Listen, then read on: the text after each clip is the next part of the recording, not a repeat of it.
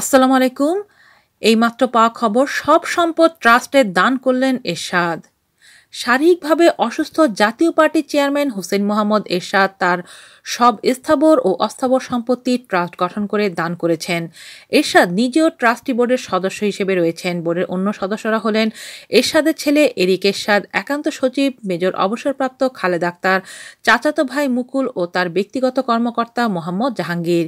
তবে ৯০ বছর বয়সী সাবেক এই সামরিক শাসক তার ট্রাস্টি বোর্ডে রাখেননি স্ত্রী রওশন এরশাদ ও ভাই জিএম কাদেরকে। জাতীয় নির্বাচনের সময় এরশাদ ইসিতে যে হলফনামা জমা দিয়েছিলেন তাতে তিনি বার্ষিক ১,০০,০০,০০০ টাকা আয়ের কথা জানিয়েছিলেন।